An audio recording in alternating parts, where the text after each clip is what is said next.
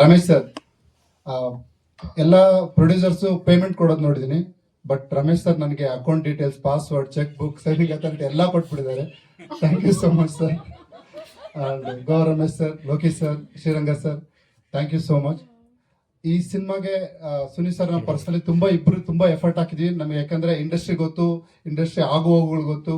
ಯಾಕಂದ್ರೆ ಇವತ್ತು to be frank accept ಮಾಡಲೇಬೇಕು, ನಮ್ಮ ಇಂಡಸ್ಟ್ರಿ ಡಿಕ್ಲೈನ್ ಅಲ್ಲಿ ಇದೆ ಅಂತೇಳಿ.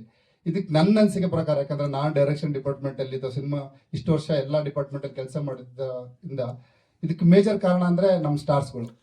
ಸ್ಟಾರ್ ಸಿನಿಮಾ ಗೆಲ್ಬೇಕು, ಸ್ಟಾರ್ಸ್ಗಳು ಗೆಲ್ಬೇಕು. ಸ್ಟಾರ್ಸ್ ಗೆದ್ದಾಗಲೇ ನಮ್ಮ ಕನ್ನಡ ಆಡಿಯನ್ಸು ಕನ್ನಡ ಸಿನಿಮಾಗೆ ಅಟ್ಯಾಚ್ ಆಗ್ತಾರೆ. ನಾವು ಹೇಳ್ತಾ ಇರ್ತೀವಿ ಕನ್ನಡ ಆಡಿಯನ್ಸ್ ಸಿನಿಮಾ ನೋಡಲ್ಲ ಅಂತ. ಕನ್ನಡ ಆಡಿಯನ್ಸ್ ಕನ್ನಡ ಸಿನಿಮಾ ನೋಡ್ತಿಲ್ಲ ಅಷ್ಟೇ, ಬಟ್ ಕನ್ನಡ ಆಡಿಯನ್ಸ್ ಎಲ್ಲ ಸಿನಿಮಾಗಳು ನೋಡ್ತಾ ಇದ್ದಾರೆ. ಇದಕ್ಕೆ ಮೇಜರ್ ಕಾರಣನೇ ಸ್ಟಾರ್ಗಳು. ಸೊ ನಾನು ದೇವ್ರ ಹತ್ರ ಪ್ರಾರ್ಥಿಸ್ತೀನಿ, ನಮ್ಮ ಸ್ಟಾರ್ ಸಿನಿಮಾಗಳು ಗೆಲ್ಲಬೇಕು. ಪ್ರತಿ ವರ್ಷ ಎಲ್ಲ ಸ್ಟಾರ್ ಸಿನಿಮಾಗಳು ಗೆಲ್ಲಬೇಕು.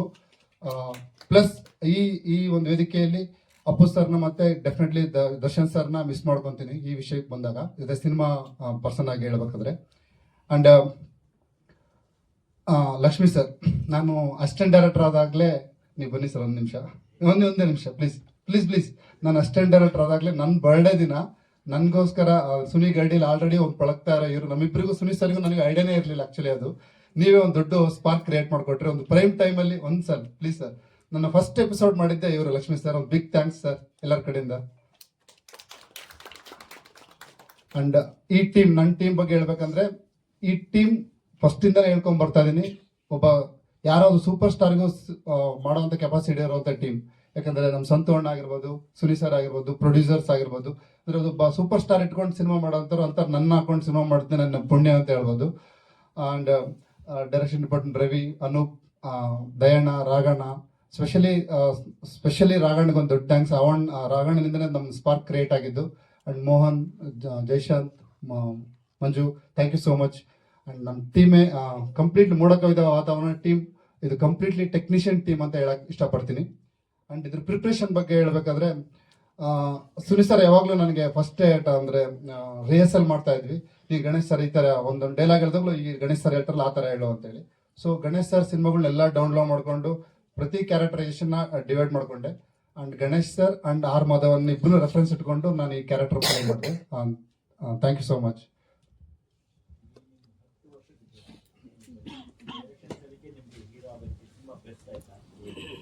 ಅಫ್ಕೋರ್ಸ್ ಸರ್, ಅಂದ್ರೆ ಡೈರೆಕ್ಷನ್ ನನ್ನ ಒಂದು ಪರ್ಸನಲ್, ಎಲ್ಲ ಹೊಸಬರು ಯಾರ್ಯಾರು ಸಿನಿಮಾ ಇಂಡಸ್ಟ್ರಿ ಬರ್ಬೇಕು ಅನ್ಕೊಂತಾರೋ ಅಥವಾ ಆಕ್ಟರ್ ಆಗ್ಬೇಕು ಅನ್ಕೊಂತಾರೋ, ಅವರು ಡೈರೆಕ್ಷನ್ ಡಿಪಾರ್ಟ್ಮೆಂಟ್ ಕೆಲಸ ಮಾಡಲೇಬೇಕು ಕಂಪಲ್ಸರಿ ಆಗಿ. ಒಂದು ರೂಲ್ ತರ ಇಟ್ಕೊಬೇಕು. ಯಾಕಂದ್ರೆ ನಾವು ಎಲ್ಲಿ ಒಂದು ಅನ್ಕೊಂತೀವಿ, ಒಂದು ಸ್ಕ್ರಿಪ್ಟ್ ಅಲ್ಲಿ ಪೇಪರ್ ಓದಿದಾಗ ನಮ್ದು ಯಾವ ತರ ಆಕ್ಟಿಂಗ್ ಇದೆ ಅಂತ ಅನ್ಕೊಂತೀವಿ.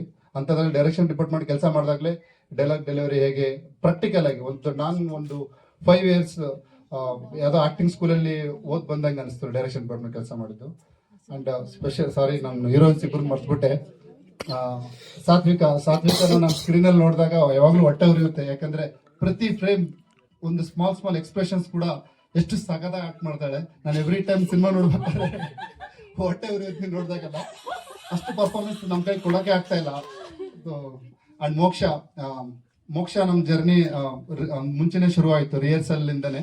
ಸೊ ಸ್ಟಾರ್ಟಿಂಗ್ ಎಲ್ಲ ಸರ್ ಅಂತ ಕರಿತಾ ಇದ್ಲು. ಮಲಯಾಳಂ ಮೂವಿಗಳು ನೋಡಿದಾಗ ಅಲ್ಲಿ ಸಾಂಗ್ಸ್ ಇರಲ್ಲ, ಒಂದೇ ಸ್ಟ್ರೆಚ್ ಅಲ್ಲಿ ಸಿನಿಮಾ ಓಪನಿಂಗ್ ಇಂದ ಎಂಟು ಟೈಟಲ್ ಕಾರ್ಡ್ ಹೋಗ್ತಾನೆ ಇರುತ್ತೆ. ಆ ತರದೊಂದು ಫಾರ್ಮುಲಾನ ನಮ್ಮಲ್ಲಿ ಟ್ರೈ ಮಾಡ್ತಿಲ್ಲ. ಅದ್ರ ಬಗ್ಗೆ ಏನನ್ಸುತ್ತೆ? ಇದನ್ನ ಯಾರು ಪ್ಲೇ ಮಾಡಕ್ ಹೋಗ್ಬಿಡಿ. ಕನ್ನಡ ಇಂಡಸ್ಟ್ರಿಯಲ್ ರಿಟರ್ನ್ ಅಂತ ಆಗ್ತಿರೋದು ಆಡಿಯೋ ರೈಟ್ಸ್ ಒಂದೇ, ನೀವು ಅದಕ್ಕೆ ಕಂಡಾಕಿಲ್ಲ. ಇಲ್ಲ, ಆ ರೀತಿ ಏನಿಲ್ಲ. Project depend sir. ಇಲ್ಲಿ ಇಬ್ರು ಮುದ್ದಾದ ಹುಡುಗಿರೋ ಒಂದು ಹುಡುಗ ಇದ್ದಾಗ ಸಾಂಗ್ಸ್ ಇಲ್ಲ ಸಿನಿಮಾ ಹೆಂಗ್ ಮುಗಿಸ್ಲಿ ನಾನು? ಇದೆ ನನ್ನ ಹತ್ರ ಸಬ್ಜೆಕ್ಟ್ ಇದೆ, ಸಾಂಗ್ ಇಲ್ಲದೆ.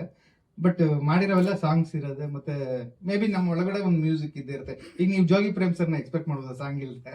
ಸೊ ಆ ರೀತಿ ಇರ್ಬೋದು. ಅಂದ್ರೆ ನಾನು ಅವ್ರಿಗೆ ಕಂಪ್ಯಾರಿಸನ್ ಮಾಡ್ಕೋತಿಲ್ಲ. ಅಫ್ಕೋರ್ಸ್ ಮುಂದೆ ಸಬ್ಜೆಕ್ಟ್ ಹಂಗೆ ಹೊಳ್ದಾಗ ಹೊಳೆಯುತ್ತೆ. ಬಟ್ ಇದಕ್ಕೆ ಇದೊಂದು ಸಾಂಗ್ ಬಿಟ್ಟು ಇನ್ನೆಲ್ಲ ಸಿನಿಮಾ ಕತೆ ಜೊತೆನೆ ಸಾಂಗ್ ಹೋಗುತ್ತೆ. ಸೊ ಹಾಗೆ ಮತ್ತೆ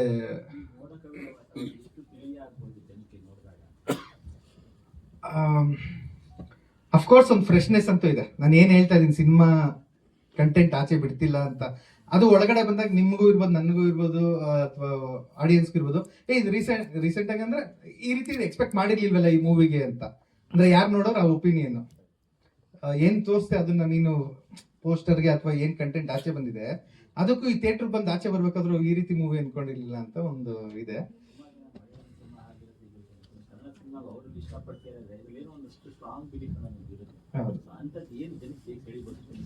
ಅದೇ ಅದು ಹೇಳಂಗಿಲ್ಲ, ಥಿಯೇಟರ್ ಅಲ್ಲಿ ತೋರಿಸ್ತೀನಿ ಅಂತ, ಅದಕ್ಕೆ ಹೇಳ್ತಾರೆ. ನಾನು ಒಪ್ಕೊಂತ ಇದೀನಿ, ನಾನು ಬೆಸ್ಟ್ ಟ್ರೈಲರ್ ಕಟ್ ಮಾಡಕ್ ಆಗಲ್ಲ ಈ ಮೂವಿ, ಯಾಕಂದ್ರೆ ಅರ್ಧ ಮೂವಿ ನಾನು ರಿವೀಲ್ ಮಾಡಕ್ ಆಗಲ್ಲ ಅಂತ. ಸೊ ಆ ಕಾರಣಕ್ಕಾಗಿ ಹಿಂಟ್ ಕೊಟ್ಟಿದ್ದೀನಾ ಇಲ್ಲಿ ರೆಡ್ಡಿ ಸುನಿ ಇಲ್ಲ, ಅದೆಲ್ಲ ಪೋಸ್ಟ್ ಡಿಸೈನ್ ಅಶ್ವಿನ್ ಬರ್ತೀನಿ ಅಂದಿದ್ದ, ಬಂದಿಲ್ಲ. ಸುಮ್ಮನೆ ಪ್ರಮೋಷನಲ್ ಅಷ್ಟೇ ಅದಕ್ಕೆ ಸಿನಿಮಾಗೆ. ಇನ್ಫ್ಯಾಕ್ಟ್ ಅದು ಸಿನಿಮಾ ರಿವರ್ಸ್, ಸಿನಿಮಾ ಅಂದ್ರೆ ಸುಮ್ನೆ ಮೋಡಕಾಗೋಣ. ಈಗ ಒಂದು ಹೀರೋ ಕ್ಯಾರೆಕ್ಟರ್ ಟೀಸರ್ ಬಿಡ್ತಾ ಇದೀವಿ ಅಂತ ಸುಮ್ನೆ ಅವ್ನು ಮಾಡಿದ್ದು.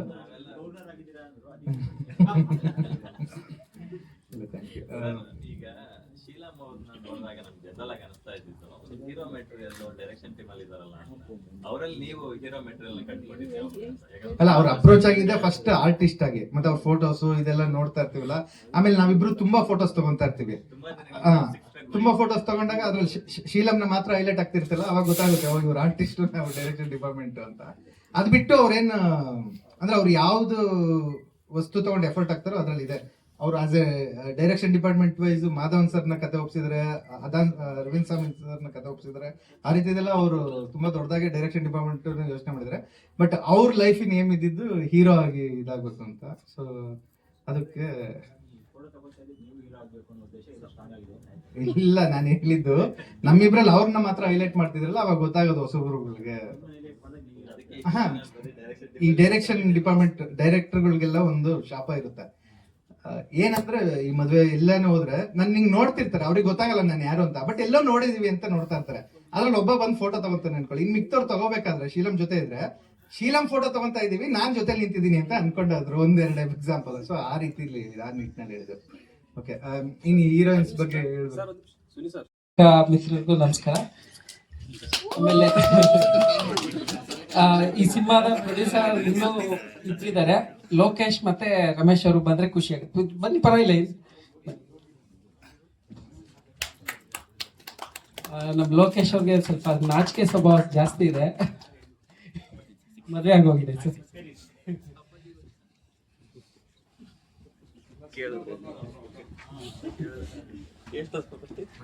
ಮೋಡ ಕವಿದ ವಾತಾವರಣ ನಾವು ಸಡನ್ ಆಗಿ ರಿಲೀಸ್ ಮಾಡ್ತಾ ಇದೀವಿ ಅಂತ ತುಂಬಾ ಜನಕ್ಕೆ ಅನ್ಸಿದೆ.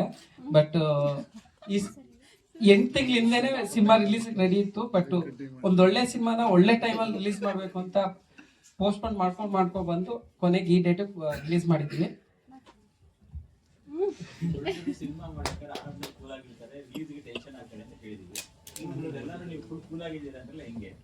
4 ಜನ ಇದೀವಿ ಸರ್ ಪ್ರೊಡ್ಯೂಸರ್ಸ್, ಅದಕ್ಕೋಸ್ಕರ.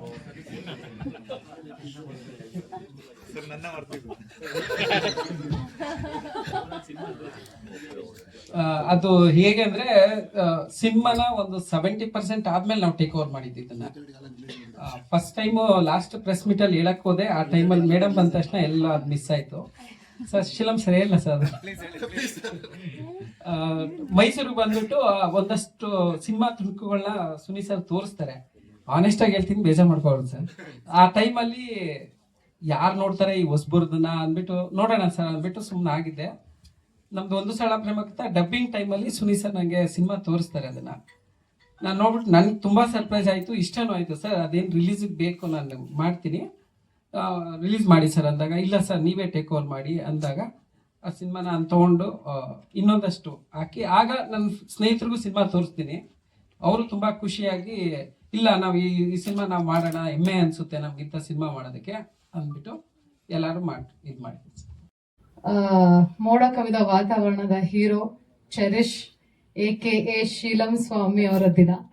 ಇದು ಹೇಳೋದಕ್ಕೆ ತುಂಬಾ ಖುಷಿ ಆಗ್ತಿದೆ, ಯಾಕಂದ್ರೆ ಅವರು ಕೇವಲ ಹೀರೋ ಆಗಲ್ಲ, ಪ್ರತಿ ಲೈಕ್ ಫಿಲ್ಮ್ ಮೇಕಿಂಗ್ ಅಲ್ಲಿ ಯಾವ ತರ ತೊಡಸ್ಕೊಬಹುದು, ಪ್ರತಿ ಫೀಲ್ಡ್ ಅಲ್ಲೂ ಅವ್ರ ಪಾಪ ಅಷ್ಟು ಇನ್ವಾಲ್ವ್ಮೆಂಟ್ ಹಾಕಿದ್ದಾರೆ. ಅದು ನಾನು ಅದ್ರ ಬಗ್ಗೆ ಎಷ್ಟು ಹೇಳಿದ್ರೂ ಕಡಿಮೆನೆ. ಎಡಿಟಿಂಗ್ ಆಗ್ಲಿ ಅಥವಾ ರೆಕಾರ್ಡಿಂಗ್ ಆಗ್ಲಿ, ಪ್ರತಿ ಒಂದರಲ್ಲೂ ಅವ್ರಿಗೆ ಎಲ್ಲಾನು ಗೊತ್ತಿತ್ತು. ಅಂಡ್ ಅವರ ಈ ಕಷ್ಟಕ್ಕೆ ಈ ಸಿನಿಮಾ ಅವ್ರಿಗೆ ಒಳ್ಳೇದಾಗ್ಲೇಬೇಕು. ಈ ಸಿನಿಮಾ ಹಿಟ್ ಆದ್ರೆ I B the most happiest for him ಅಂತಾನೆ ಹೇಳ್ತೀನಿ ನಾನು. ಸೊ ಯಾ, ಇನ್ಫ್ಯಾಕ್ಟ್ ನಾನು ಅವರಿಂದ ತುಂಬಾನೇ ಕಲ್ತಿದ್ದೀನಿ ಸಿನಿಮಾದಲ್ಲಿ. ಅವರ ಡೆಡಿಕೇಶನ್ ಆಗಲಿ ಅಥವಾ ಹಾರ್ಡ್ ವರ್ಕ್ ಅಂಡ್ ಪ್ಯಾಷನ್ ಎಲ್ಲನೂ ತುಂಬಾನೇ ಇನ್ಸ್ಪೈರ್ ಆಗುತ್ತೆ. ಸೊ ವೆನ್ ನಿಮ್ ಕೋ ಆಕ್ಟರ್ ಅಷ್ಟು 100% ಅಲ್ಲ 1000% ಕೊಟ್ಟಾಗ ನಿಮ್ಗೂ ಅದೊಂದು ಸ್ಟ್ರೆಂತ್ ಸಿಗತ್ತೆ, ಆ ಇನ್ಸ್ಪಿರೇಷನ್ ಸಿಗತ್ತೆ, ನಾನು ಕೊಡ್ಬೇಕು, ನಂದು ಫುಲ್ ಹಾಕ್ಬೇಕು ಅಂತ. So in that way he was very inspiring to me. Shilam, ನೀನು ಹೇಳ್ದಂಗೆ ಎಲ್ಲ ಹೇಳಿದ್ದೀನಿ. ಇನ್ಯಾನ್ ಮರಿತಿದ್ದೀನಿ ಅಂತ ಗೊತ್ತಾ? ಓಕೆ ಅಲ್ಲ, ಓಕೆ, ಆಮೇಲೆ ಓಕೆ. ಅಂಡ್ ಅಫ್ಕೋರ್ಸ್ ಮೋಡ ಕವಿದ ವಾತಾವರಣ ಬಗ್ಗೆ ನಾನು ಎಷ್ಟು ಹೇಳಿದ್ರು ಕಡಿಮೆ. ಇದನ್ನ ಒಂದ್ಸತಿ ನಾನು ಹೇಳಿದ್ದೆ ಯಾವುದೋ ಒಂದು ಅವಾರ್ಡ್ ಶೋ ಅಲ್ಲಿ, ಬಟ್ ಇವತ್ತು ಮತ್ತೆ ಹೇಳಕ್ ಇಷ್ಟಪಡ್ತೀನಿ. ಹೀಗೆ ನನ್ನ ಫ್ರೆಂಡ್ ಜೊತೆ ಮಾತಾಡ್ತಿದ್ದೆ ನಾನು.